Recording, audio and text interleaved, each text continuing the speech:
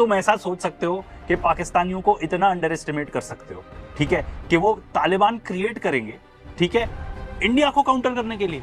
तो भाई ऐसा ना हो कि इंडिया वही सेम मिस्टेक कर ले जो अमेरिका ने की, पाकिस्तान ने की। ये तो बोल रहा था कि भाई जो आसिम मुनीर है वो पाकिस्तान में विस्की चाचू, इसको देख के तो लग रहा है कि यही है विस्की चाचू। तो इस टाइम पर ना इनकी देशभक्ति इतनी ज्यादा हो जाती है कि ये यही भूल जाते हैं कि ये किसको गाली देते थे। ने बोला कि इतने लोग मारे गए, ठीक है, पाकिस्तानी सोल्जर्स 58 मारे गए, ऐसा उनका क्लेम है। तो ऐसा तो पाकिस्तान भी क्लेम कर रहा है कि 200 लोगों से ज्यादा उन्होंने भी मार दिया। एंड तुमको ये न्यूज कहां से मिली कि भाई वो कैप्चर हो गए? सोल्जर्स कहां से कैप्चर हुए भाई? कहीं तुम भी तो क्लिकबेट पे नहीं आ गए? आकाशवाणी की क्लिकबेट दिखता है लिंक में कि हाँ पाकिस्तानी सोल्जर्स कैप्चर्ड, हेडलाइन तक में दिखता है, अंदर जाओ तो गायब है। ऑपरेशन सिंदूर के दौरान इतना मिस इन्फॉर्मेशन डिसइंफॉर्मेशन था, उससे सीखे नहीं क्या तुम? इतना टाइम हो गया तुमको वीडियोस बनाते हुए, ढंग की रिसर्च तो कर लिया करो। रिसर्च ही क्यों करनी? क्योंकि जब मोटिव ही है कि एक फॉल्स नैरेटिव फैलाना है तो नो रिसर्च रिक्वायर्ड। मतलब क्या सीन है यार? प्लेयर बनाएगा। वाह यार वाह, क्या बढ़िया यार। मतलब मैं तो हैरान हूं जी, मैं तो हैरान हूं कि तुम ऐसा सोच सकते हो कि पाकिस्तानियों को इतना अंडर एस्टिमेट कर सकते हो, ठीक है, कि वो तालिबान क्रिएट करेंगे, ठीक है, इंडिया को काउंटर करने के लिए। इससे ज्यादा खराब और यूजलेस लॉजिक मैंने आज तक नहीं सुनी है। भाई इंडिया की इकोनॉमी का साइज देखा है? इंडिया पूरे देश का साइज देखा है? मतलब कोई भी बेवकूफ ना इस टाइप की चीज नहीं सोचेगा। पीओके वापस लेने की तो बात भी मत करो। हमारे रिटायर्ड आर्म फोर्सेस के लोग ही बता चुके हैं कि भाई पीओके अगर हम लेना चाहेंगे तो it will set us back by a lot of years. And PoK में सिर्फ पाकिस्तान नहीं है, चाइना भी है। तो ठीक है, तो ये ख्याली पुलाव मत बताओ कि हम पीओके ले लेंगे। अफगानिस्तान तालिबान हमारे साथ इन्वॉल्व हो गया तो अब हम पीओके ले लेंगे। एंड इस टॉपिक पे तो हमने पूरा वीडियो भी बनाया, वो भी चेकआउट कर। तालिबान का समर्थन नहीं कर रहा, मैं मेरे राष्ट्र हित का समर्थन कर रहा हूं। राष्ट्र सर्वोपरि, नेशन फर्स्ट। दुश्मन का दुश्मन हमारा दोस्त, हमारी स्ट्रेटेजिक इंटरेस्ट, हमारी अंडरस्टैंडिंग। बस यही चल रहा है इनका, दुश्मन का दुश्मन हमारा दोस्त। ये लोग मुसलमानों को गालियां देते रहते हैं, तालिबान को इतनी गालियां दी होंगी इन्होंने, ठीक है, पर अब जब दुश्मन का दुश्मन हमारा दोस्त करने की बारी आई तो एकदम सबसे आगे। क्या राष्ट्रहित सर्वोपरि है? राष्ट्रहित सर्वोपरि तुमको तब तो दिखता नहीं जब तुम कम्युनल डिवाइड पैदा करते रहते हो, ठीक है। राष्ट्रहित तुमको तब नहीं दिखता जब तुम इतनी ज्यादा मिस इन्फॉर्मेशन डिसइंफॉर्मेशन फैलाते हो, तब नहीं दिखता राष्ट्रहित। बकवास। पर अब पाकिस्तान बैशिंग करने की बारी आई है तो एकदम सबसे आगे, क्योंकि हिस्टोरिकली यही माना जाता था कि Taliban is closer to Pakistan and not India. इसकी शक्ल देखो यार, मतलब ये क्या खा पी के फूक के आया है, मुझे तो ये बताओ। ऐसा लगता है मुंह में गुटखा है, ठीक है, आंखें पूरी चढ़ी हुई हैं इसकी। मतलब मुझे पता है मेरी भी आंखें थोड़ी छोटी रहती हैं, पर चढ़ी हुई और छोटी में फर्क रहता है भाई। ये देखो क्या करके आए हैं ये, पता नहीं। ये तो बोल रहा था कि भाई जो आसिम मुनीर है वो पाकिस्तान में विस्की चाचू, इसको देख के तो लग रहा है कि यही है विस्की चाचू। तो इस टाइम पर ना इनकी देशभक्ति इतनी ज्यादा हो जाती है कि ये यही भूल जाते हैं कि ये किसको गाली देते थे? तालिबान को गाली देते थे लोग, अब उनको एकदम भाई बना लिया इन लोगों ने। एंड इतनी क्रेजी थ्योरीज दे रहे हैं लोग, इतनी पागलपन की थ्योरीज दे रहे हैं जिसका कोई सर पैर नहीं है, कोई भी लॉजिक नहीं है। वैसे तो बहुत सारे ऐसे हमारे यूट्यूब के उसमें, ठीक है, पर एक स्पेशल आदमी है जिसने तो हद ही पार कर दी भाई, हद पार कर दी। श्याम शर्मा है उसका नाम, सच है श्याम शर्मा। हेलो श्याम शर्मा शो के इस एपिसोड में आपका बहुत बहुत स्वागत है। मैं हूँ सेकुलरिज्म का सीईओ श्याम शर्मा और आप सबका एक सेकंड। अरे ये क्या है भाई, ये क्या है? माथे पर कम्युनिज्म का झंडा है, माथे पर कम्युनिज्म का टिक्का, ये क्या लगा रखा है भाई? अपने आप को क्या कहता है? सेक्युलरिज्म का कुछ कह रहा था भाई। ये क्या लगा रखा है तुमने? तुमको पता भी है ये क्या है? तुमको पता है नक्सलवादी कौन होते हैं? किस चीज के लिए लड़ाई करते हैं नक्सलवादी? नक्सलवादी कम्युनिस्ट होते हैं, ठीक है। नहीं पता तो ये देख लो, कम्युनिस्ट इंसर्जेंसी बोला जाता है इन लोगों को। तो क्या तुम नक्सलवादी हो? क्या तुम कम्युनिस्ट हो? हैं क्या हो ये तो बता दो। एंड ये जो झंडा एकदम लगा रखा है अपने माथे पर, तुम्हें पता भी है ये किस चीज का है या सिर्फ कूल लगने के लिए दिखा दिया है कि भाई कूल लगेगा यार, एडिटर ने बता दिया कूल लगेगा तो कूल लगेगा। एंड वैसे भी तुमने जिस टाइप की थ्योरीज दी हैं इस वीडियो में, मुझे नहीं लगता तुम में जरा सी भी अकल है। याद रखिए टीटीपी वही ऑर्गेनाइजेशन है, तहरीके तालिबान पाकिस्तान, जिन्होंने पाकिस्तान की वही हालत कर रखी है जो लॉरेंस बिश्नोई ने सलमान खान की कर रखी है। मतलब ये क्या कहना चाह रहे हो भाई? तुमको पता भी है टीटीपी क्या है, क्यों एग्जिस्ट करती है टीटीपी? तो भाई ये रिपोर्ट किया जा रहा है कि पाकिस्तान में 1600 लोगों की डेथ हुई है, सिविलियन एंड सिक्योरिटी पर्सनल की, एक साल के अंदर अंदर। एंड दो मेजर ग्रुप हैं जो रिस्पॉन्सिबल हैं इसके लिए। एक है तहरीके तालिबान पाकिस्तान, ठीक है, TTP, एंड एक है बलोच लिबरेशन आर्मी। एंड ये दोनों जो ऑर्गेनाइजेशंस हैं ये डेजिग्नेटेड हैं as international terrorist organisations by the United Nations and by the United States of America. And अगर आपको लगता है कि लोगों का मारा जाना एक जोक है तो फिर क्या ही बोलो भाई, आपके बारे में क्या ही बोलो, आपके लिए जोक ही लगता है। क्योंकि आप कंपैरिजन क्या दे रहे हो, लॉरेंस बिश्नोई का जो कि एक गैंगस्टर है, ठीक है, वो भी इम्प्रिजन्ड है बाय द वे, एंड दूसरी तरफ है TTP जो कि एक डेजिग्नेटेड टेररिस्ट ऑर्गेनाइजेशन है जो एक्टिवली इन्वॉल्व है लोगों को मारने में। तो इसमें क्या कंपैरिजन कर रहे हो आप क्या कह रहे हो कि सलमान खान पाकिस्तान है एंड TTP जो कि एक टेररिस्ट ऑर्गेनाइजेशन है वो लॉरेंस बिश्नोई है? बकवास। मैंने आपके ना कुछ और भी वीडियोस देखे हैं, ठीक है, उस पर कभी वीडियो बनाने की इच्छा नहीं हुई, पर मैं तो आपका फंडा समझ गया हूं। आपको वो सारी चीजें बोलनी है जो कूल लगती हैं, सर पैर होने की जरूरत नहीं है, अपना एक नैरेटिव पुश करना है आपने। एंड भाई मेरा तो आपसे सवाल है, क्या आप लॉरेंस बिश्नोई के फैन हो? क्योंकि आपने उसके बारे में इतने सारे वीडियोस बनाए हुए हैं। तो क्या आप फिर ये कहना चाह रहे हो कि आप TTP के फैन हो? क्या आप एक टेररिस्ट ऑर्गेनाइजेशन के फैन हो? तो इसका मतलब तो ये हुआ वो पाकिस्तानी जो कि एक फैन होगा लश्कर तैयबा का या जैश ए मोहम्मद का, जो रिस्पॉन्सिबल हैं इंडिया में टेररिस्ट अटैक्स करने के लिए। तो फिर आप में और उनमें क्या फ़र्क हो गया? ठीक है, ये वही सेम इक्विवेलेंट है। अगर आप उन लोग को अच्छी लाइट में दिखा रहे हो जो लोग जाके सिविलियंस को मारते हैं, देन मतलब what does that make you? तो क्या आप टेररिस्ट सिंपथाइजर नहीं हो गए अगर आप ऐसा कहना चाह रहे हैं? तो ऐसे लोग देश का नाम खराब कर रहे हैं यार। एडिटर 4 थप्पड़ दो इस आदमी को, 4 थप्पड़ मुंह पे। 25 पाकिस्तानी बॉर्डर पोस्ट पे हमला हुआ जिसमें ऑलमोस्ट 60 पाकिस्तानी सोल्जर्स मारे गए, काफी कैप्चर भी हो गए। इस देश का नाम ना पाकिस्तान नहीं मंदिर का घंटा रख देना चाहिए, कोई भी आके बजा के चला जाता है। यार क्या बोलो इस आदमी को, मतलब आपके देश के बारे में कोई ऐसा बोलेगा तो आपको अच्छा लगेगा क्या हैं? फिर आप भी जाके उसके ऊपर वीडियो बनाओगे इस टाइप के। नो वंडर इंडियंस को ना बहुत हेट मिलती है आपके जैसे लोगों की वजह से, जो जाके कुछ भी मतलब जो आपके दिमाग में कचरा है ना, इतना कचरा भरा हुआ है तुम्हारे दिमाग में, वो सब तुम निकालते हो। एंड तुम्हारी जो भाषा है ना, यही सेम चीज़ लोग कॉपी कर लेते हैं, ठीक है। जो देश में इश्यूज हैं, एक्चुअली प्रॉब्लम्स हैं, उसके बारे में तो तुम कोई अच्छे डिटेल वीडियोस बनाओगे नहीं, ठीक है। तो लोगों को लगेगा सब अच्छा है, हम ही सब बढ़िया हैं, हमने ही पाकिस्तान को ठोक दिया, उस टाइप के तुम भाषा यूज़ करोगे। लोगों की मेंटालिटी ऐसे होती जाती है, as a result we get hate and I blame people like you for that. बहुत बड़ा रोल है आपके जैसे लोगों का, क्योंकि आप लोग कुछ जाके सेंस तो बात करोगे नहीं, ठीक है। नॉन सेंसिकल बात करनी है, हेट्रेड फैलाना है, सिर्फ हेट्रेड। पैसे कुछ मिलते हैं ये सब करने के लिए कि नहीं है, या सिर्फ अपना एक प्रोपेगेंडा ही फैलाना है? झूठ उठ बोल रहे हो, थोड़े पैसे कमा लो तो ठीक है, सामने वाला समझ जाए, ठीक है पैसे मिलते हैं, घर चलता है भाई। क्यों कर रहे हो जर्नलिज्म यार? धंधा करके पैसे कमाने तो कुछ और कर लो भाई।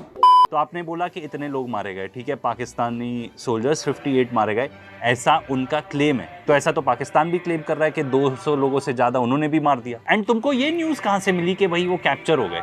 सोल्जर्स कहां से कैप्चर हुए भाई? कहीं तुम भी तो क्लिकबेट पे नहीं आ गए? आकाशवाणी की क्लिकबेट दिखता है लिंक में कि हाँ पाकिस्तानी सोल्जर्स कैप्चर्ड, हेडलाइन तक में दिखता है, अंदर जाओ तो गायब है। ऑपरेशन सिंदूर के दौरान इतना मिस इन्फॉर्मेशन डिसइन्फॉर्मेशन था, उससे सीखे नहीं क्या तुम? इतना टाइम हो गया तुमको वीडियोस बनाते हुए, ढंग की रिसर्च तो कर लिया करो। रिसर्च ही क्यों करनी? क्योंकि जब मोटिव ही है कि एक फॉल्स नैरेटिव फैलाना है तो नो रिसर्च रिक्वायर्ड। मतलब क्या सीन है यार तुम्हारा, समझ में नहीं आया। फॉल्स नैरेटिव फैलाते हो एक तो, ठीक है, एकदम बकवास, ऊपर से कम्युनिस्ट का टीका भी लगा के रखते हो। मतलब क्या हो रहा है यार, समझ में नहीं आ रहा है। एडिटर इसको लगाओ पहले तो 4 थप्पड़ लगाओ यार, 4 थप्पड़ मुंह पे। अब आया मेरा फेवरेट पार्ट। मैंने इतनी ज्यादा बकवास शायद सिर्फ गौरव आर्या की उस पर सुनी हो, बट वो तो ख्याली पुलाव था, ठीक है, कि ख्याली पुलाव कर रहे हैं कि हम पाकिस्तान को जाके अटैक कर देंगे, वो कुछ नहीं करेगा। वैसे वो हमारा वीडियो चेकआउट कर लेना, आर मोस्ट व्यूड वीडियो है वो।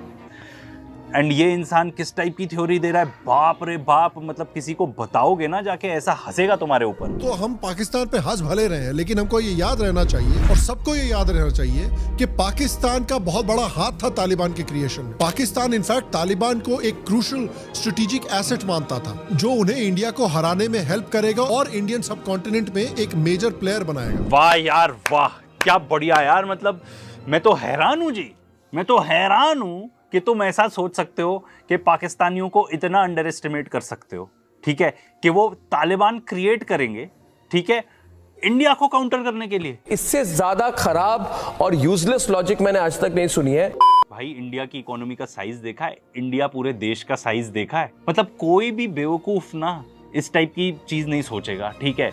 एंड आप ये समझ लो कि कोई भी देश चला रहा है ना, चाहे जो भी देश हो, अच्छा स्मार्ट बंदा ही है, ठीक है, तुमसे तो ज्यादा अकल है, मुझसे भी ज्यादा अकल है, तभी वो वहां पे है जहां पे है। एंड अगर तुम पाकिस्तान को अपना दुश्मन भी मानते हो तो इतना अंडर एस्टिमेट तो मत करो उन्हें भाई, कि वो तालिबान से हाथ मिलाएंगे, तालिबान क्रिएट करेंगे इंडिया को काउंटर करने के लिए। क्या बकवास, मतलब हैट्स ऑफ यार कि कोई इतनी बेवकूफी सी चीज भी सोच सकता है, उसके लिए भी टैलेंट चाहिए होता है भाई। कुछ शर्म है कि उसको भी अपने जर्नलिज्म की तरह कबाड़ी में बेच दिया और जो 20 रुपए मिले उससे बाल कटा लिए। तो भाई तुम्हें थोड़ा हिस्ट्री लेसन भी दे दें। जब सोवियत यूनियन अफगानिस्तान को इन्वेड करना चाहता था तब CIA ने क्रिएट किया था मुजाहिदीन, पाकिस्तान की मदद से, ISI की मदद से उन्होंने मुजाहिदीन क्रिएट किया था ताकि वो सोवियत यूनियन को हरा सके। अब सोवियत यूनियन तो हार गई, उसके बाद अमेरिकन वहां पहुंच गए, तो उस अमेरिकन इंसर्जेंसी को काउंटर करने के लिए तालिबान बना था। एंड तालिबान का पश्तो में मतलब होता है स्टूडेंट। तो भाई ये सब इकट्ठे हुए थे कि भी फॉरेन इन्वेडर है, इनको हमको हराना है। एज अ रिजल्ट तालिबान बना था।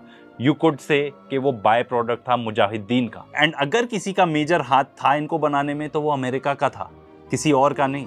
एंड वो चाहते भी नहीं थे कि तालिबान बन जाए। एक और देश जो ज्यादा इन्वॉल्व था इनको बनाने में, in fact much more than Pakistan, वो था सऊदी अरेबिया। एक बात और जो सबसे इंपॉर्टेंट है, इसमें कोई भी इंडिया एंगल था ही नहीं मुजाहिदीन को बनाने के लिए। एंड उसके as a and resultant Taliban बन गया, कोई इंडियन एंगल नहीं था। ठीक है, तो ये सब जो तुम बकवास पेल रहे हो ना, लिटरली बकवास है। एंड तुम थोड़ा और अगर इसके बारे में रिसर्च करो तो भाई देख लेना ऑपरेशन साइक्लोन। एंड एक पूरी मूवी है Charlie Wilson's war, Tom Hanks की मूवी है, अ वेरी गुड मूवी, इसको जाके डेफिनेटली चेकआउट करना। और वैसे तो हमने पूरा वीडियो बनाया है इस चीज़ के बारे में कि एक्चुअली कौन फाइनेंस करता है टेरर।